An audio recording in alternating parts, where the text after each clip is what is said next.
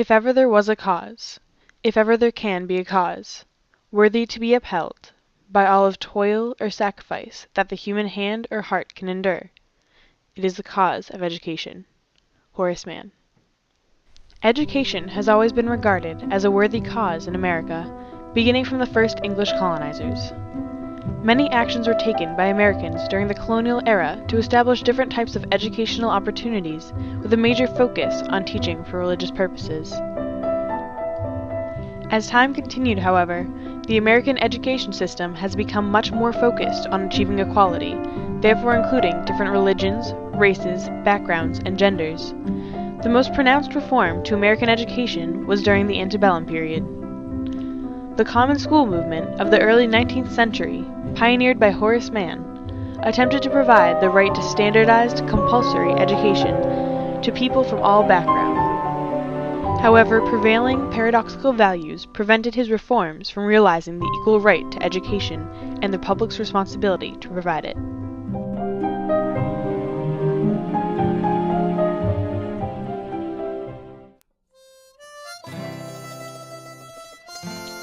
The spirit of reform was alive during Mann's era, as people were dissatisfied with the traditional values and wanted to expand the borders of the country and develop into an industrialized, liberal nation.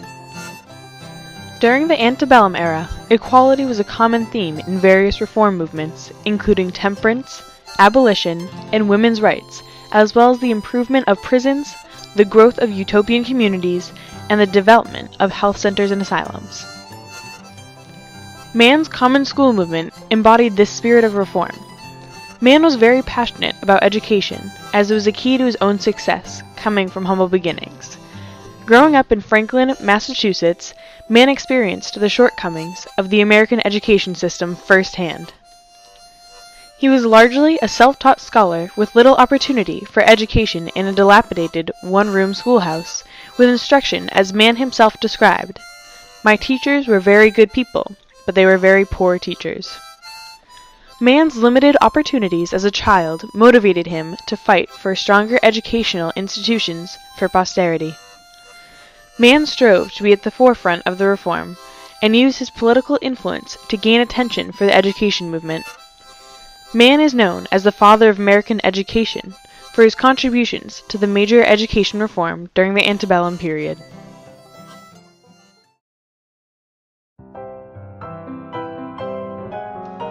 Mann envisioned a public education system that would have a profound positive impact on the nation by creating a basis for a moral society, promoting equality of opportunity, and encouraging a more productive populace. Mann's vision developed as he became a member of the Massachusetts House of Representatives, where he focused primarily on education. Mann's vision echoed the ideas of philosopher John Locke, who believed that education was the foundation for a successful society. Locke argued that schooling built man, specifically, that of all men we meet with, 9 parts of 10 are what they are, good or evil, useful or not, by their education. After Mann had served his role in the House of Representatives, he began to dedicate himself to education reform from his position in the Senate. He developed works such as the Common School Journal, which analyzed that, when coupled with religion, education would instill the values of morality by emphasizing the importance of knowledge and piety.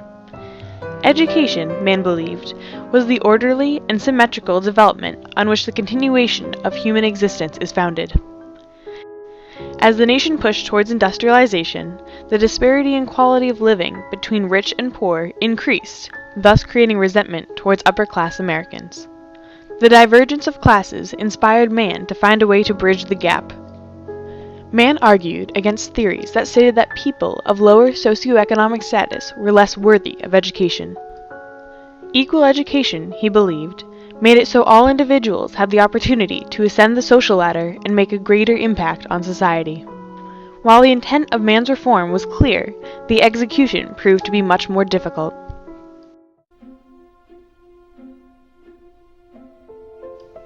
To execute his vision, Horace Mann advocated for the creation of tax-funded, compulsory public schools that had skilled teachers and a standard curriculum to ensure the right to equal education.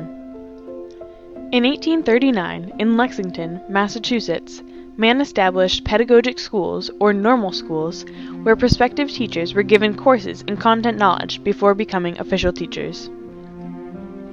Mann affirmed that a teacher who is attempting to teach without inspiring the pupil with a desire to learn is hammering on cold iron. Mann also believed that for there to be true equality in education, curriculums and testing must be standardized in order to assess the proficiency of the students in instruction.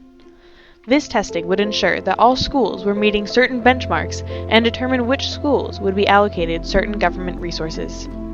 He also advocated that public schools must be funded by state taxes to effectively eliminate socioeconomic boundaries. On his trip to Europe in 1843, Mann saw a first-hand example of different aspects of his vision coming to life in Prussia. The Prussian industrial model of education focused on tax-funded standardized education with highly trained teachers in order to prepare obedient soldiers and factory workers. Mann returned to the United States equipped with new ideas about the process of standardization. In all, Mann hoped that the equal right to education would break down barriers of class. However, he was met with many obstacles and opposition. As Mann proposed his idea for public tax-funded compulsory education in the mid-1800s, he was met with opposition that highlighted the paradoxical American values of individualism and equality.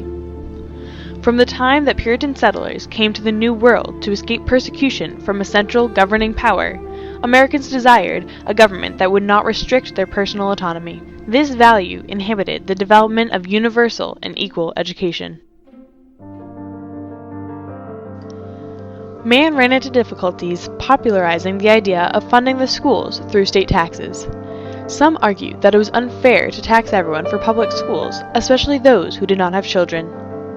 The wealthy were also against the taxes and stood behind the private schools that had already been established. Many believed that the poor were destined to work menial jobs that did not require thorough education. James Simmons, a legislator in South Carolina during 1852, epitomized this sentiment by saying, "Whenever a child is to be educated, it should be ascertained what is to be his probable destiny." The argument made was that forcing everyone to pay taxes for public education infringed upon an individual's right to provide their child with the education they felt was appropriate. The socio-economic gap that Mann attempted to remove was seen as a comfort for the wealthy families and not as something that needed to be changed. This resistance became a major problem because without equal funding throughout the nation, it is impossible to provide equal education. Commonly held political values of the late antebellum period also stood in contrast to Mann's beliefs about the responsibility of the public to provide for common schools. Mann believed that it was the public's responsibility to provide for education not only fiscally, but also in terms of setting standards upon which an education system would be based.